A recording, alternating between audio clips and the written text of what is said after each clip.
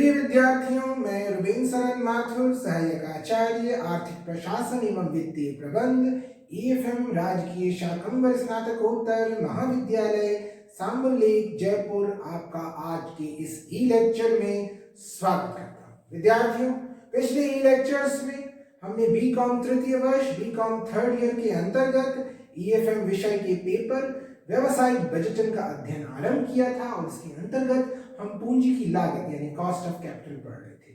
पिछले लेक्चर्स में हमने प्रतिधारित अर्जनों कॉस्ट ऑफ रिटेन्ड अर्निंग्स कैसे निकालें, प्रतिधारित अर्जनों की लागत कैसे निकालें, इसका अध्ययन किया था। और आज की ई लेक्चर में विद्यार्थियों हम अध्ययन करने जा रहे हैं weighted average cost of capital कैसे निकालें, यानी पूंजी की भारित औसत लागत।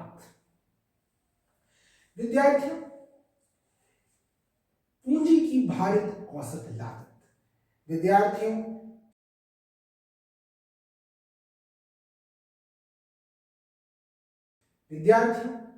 पूंजी की भारित औसत लागत, पूंजी प्राप्ति के विभिन्न साधनों की लागतें अलग अलग होती हैं। कुछ साधन सस्ते होते हैं तो कुछ महंगे। संस्था के जो प्रबंधक होते हैं वो लागत, स्वामित्व, नियंत्रण, जोखिम आदि अनेक बातों का ध्यान रखकर विभिन्न स्रोतों से पूंजी प्राप्त करते हैं। इन सभी स्रोतों से प्राप्त पूंजी का विनियोजन संस्था की विभिन्न परियोजनाओं में किया जाता है। लेकिन इन परियोजनाओं के बारे में जो निर्णय लिया जाता है वो किस आधार पर लिया जाता है? वो विनियोजित पूंजी पर प्रत्याय दर और पूंजी की लागत, इन दो बातों को ध्यान में रखकर लिया जाता है। जो संस्था की परियोजनाएं हैं, इन परियोजनाओं के बारे में जो निर्णय लिया जाता है वो विनियोजित पूंजी पर प्रत्याय दर तथा पूंजी की लागत की तुलना करके लिया जाता है। यदि विनियोजित पूंजी पर प्रत्याय दर लागत से अधिक है तो उन्हीं परियोजनाओं को स्वीकार किया जाता है। यानी यदि विनियोजित पूंजी पर प्रत्याय दर लागत से अधिक है तो उन्हीं पूरी परियोजनाओं को स्वीकृत किया जाता है, अन्यथा नहीं। अब प्रश्न यह उठता है कि पूंजी की लागत किसे माना जाए। इसके लिए किसी एक साधन विशेष से प्राप्त पूंजी की लागत का आधार नहीं माना जा सकता, बल्कि संस्था की संपूर्ण पूंजी की लागत के आधार पर निर्णय किया जाता है। इसके लिए क्या किया जाता है? संस्था की पूंजी की औसत लागत काम में ली जाती है, क्योंकि संस्था की जो पूंजी संरचना है, जो हमारी पूंजी संरचना है, उसमें सभी साधनों का जो हिस्सा है वो समान नहीं है। इसलिए साधारण औसत के स्थान पर हम भारित औसत का उपयोग यहां पे करते हैं।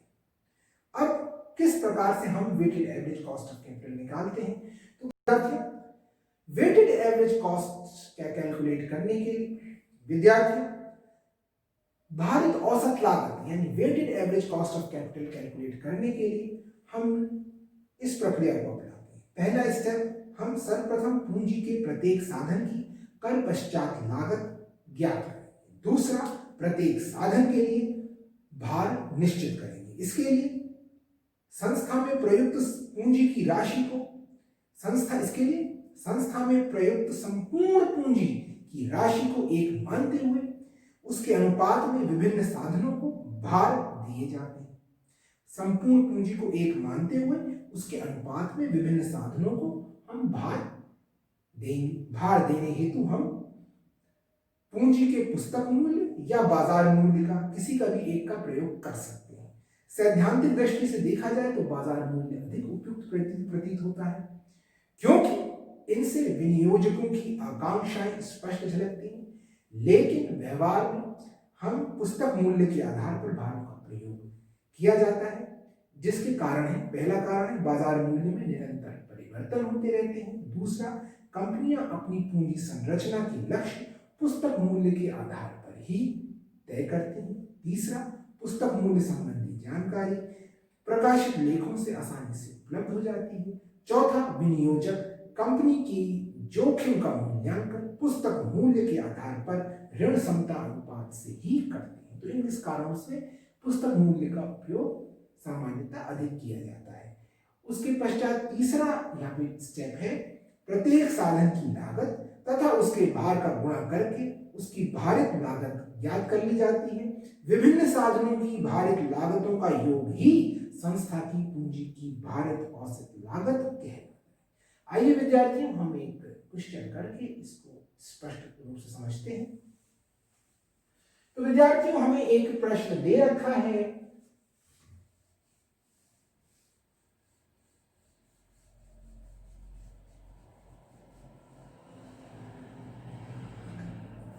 यहां पे विद्यार्थियों हमें कुछ जानकारियां दे रखी हैं। हमें दे रखा है डेट।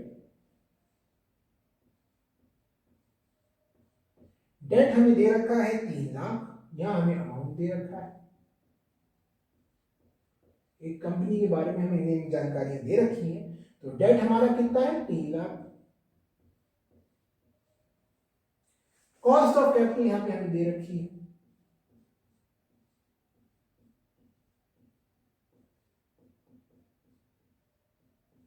वो कितनी है? 4.77%।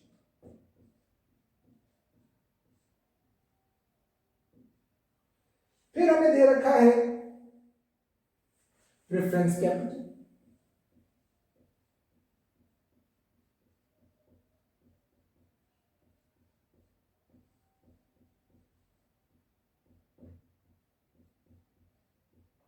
तो प्रेफरेंस कैपिटल कितना है? 2 लाख। और प्रेफरेंस कैपिटल की कॉस्ट ऑफ कैपिटल है 10.53%। फिर हमें दे रखा है इक्विटी कैपिटल।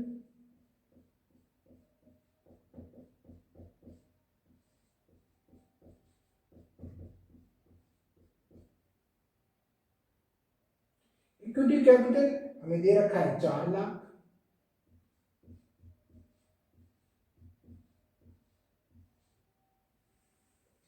उसकी कॉस्ट ऑफ कैपिटल हमें दे रखी है। इक्विटी कैपिटल की जो लागत है वो है 14.59%। और हमें रिटेन्ड अर्निंग्स दे रखी हैं।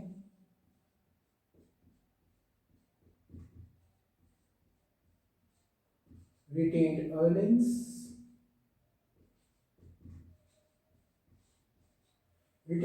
है विद्यार्थियों यहां पे 1 लाख। और उसकी जो लागत है वो है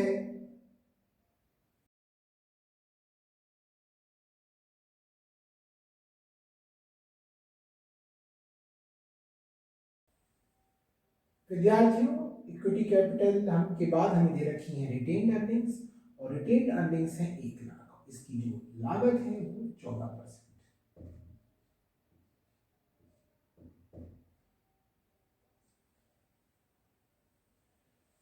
तो विद्यार्थियों, हमें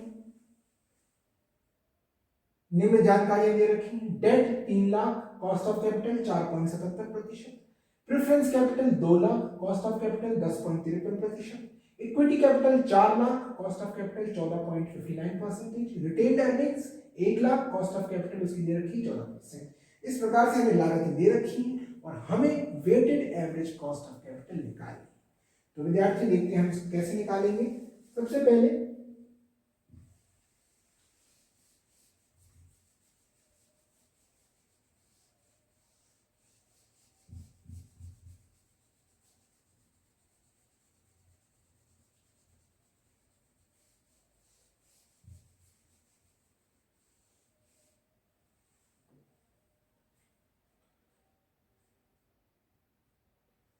पहले computation of weighted average cost of capital.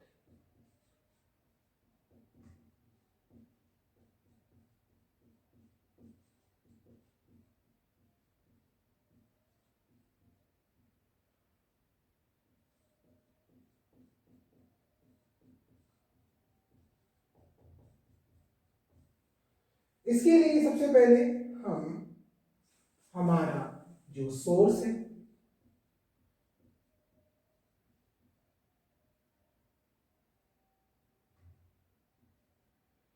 Source amount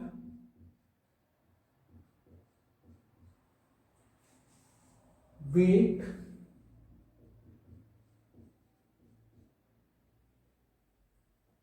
after tax cost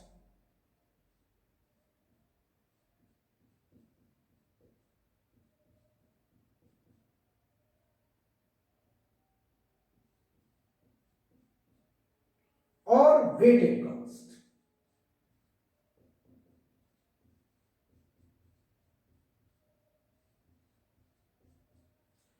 तो सबसे पहले हमारा जो सोर्स है वो है पहला डेट। अब डेट का अमाउंट कितना है? 3 लाख।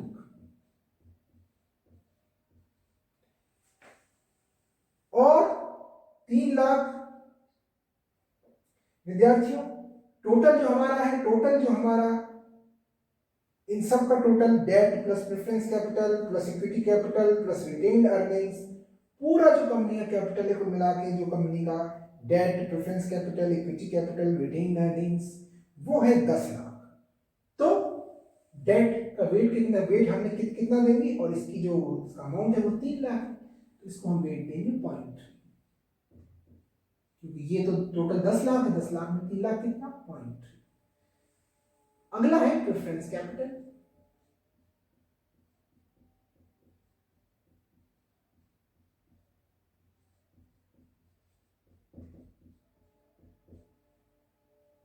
वो कितना है? 2 लाख। और उसका वेट कितना है? 0.2 देंगे, क्योंकि ये टोटल को अगर हम 1 मानते हैं, टोटल कितना है? 10 लाख, और 10 लाख का 2 लाख कितना? 0.2। टोटल 10 लाख है, तो 10 लाख को 1 मानते हुए तो ये 0.2। फिर बात आती है इक्विटी कैपिटल की।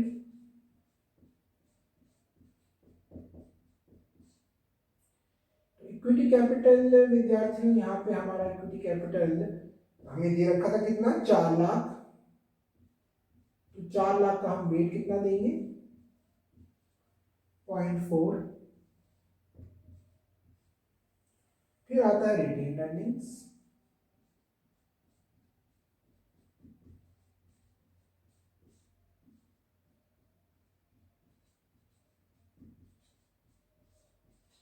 ये कितना है? 1 लाख।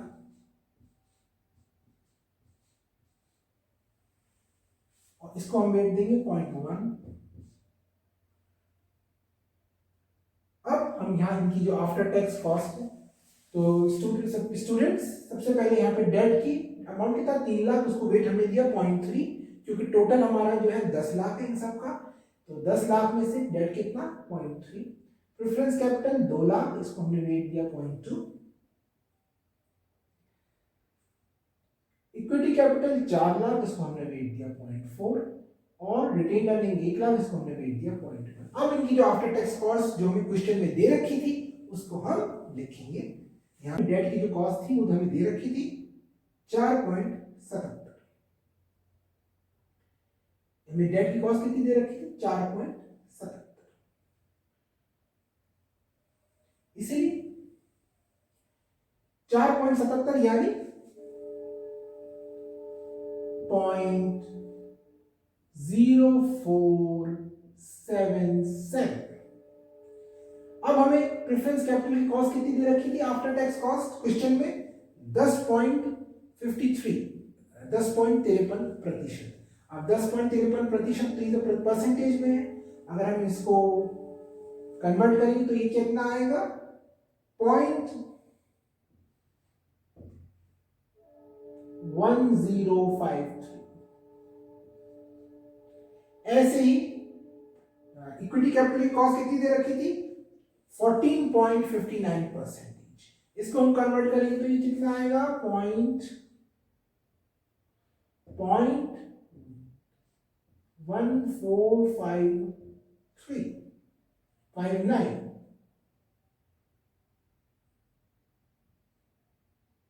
ऐसे रिटेन अर्निंग्स की कॉस्ट कितनी दे रखी थी? 14%, यानी 0.1400। अब हम इसको वेट को आफ्टर टैक्स कॉस्ट से मल्टीप्लाई करेंगे, तब हमें मिलेगा वेटेड कॉस्ट, यानी 0.3 को 0.0477 से मल्टीप्लाई किया तो क्या आया? मल्टीप्लाई करेंगे तो क्या आएगा 0.01431।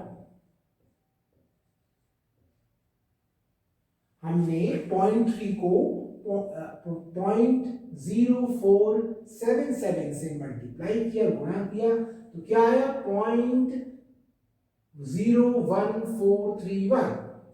ऐसे ही हमने 0.2 को 0.1053 से मल्टीप्लाई किया तो क्या आया 0.2106।